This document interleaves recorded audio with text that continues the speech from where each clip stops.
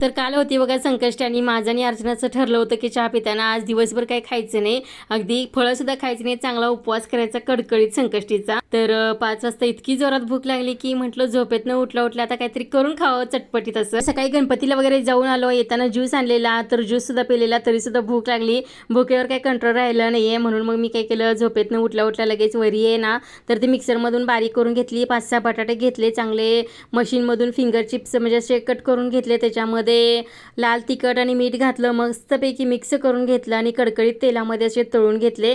एकदम छान आणि एकदम टेस्टी लागलेत हे जे फिंगर चिप्स आहेत ना, तर हे उपवासाचे आहेत, फक्त वरीचं तांदूळ त्याच्यामध्ये बारीक करून घालायचे आपल्याला, त्यामुळे एकदम क्रंची आणि कोटिंग वगैरे पण छान येतं। तर सुट्टीचा दिवस होता, रविवार असल्यामुळे सगळ्यांनी फिंगर चिप्स असे इकडे तिकडे करत संपवले। राहिलेले जेवढे फिंगर चिप्स होते तेवढे मी आणि अर्चनाने घेतले। अर्चना बागेत पाणी मारत होती, तर बागेमध्येच आम्ही मस्तपैकी फिंगर चिप्स खाल्ले, चहाही तिथंच घेतला। चला बाय।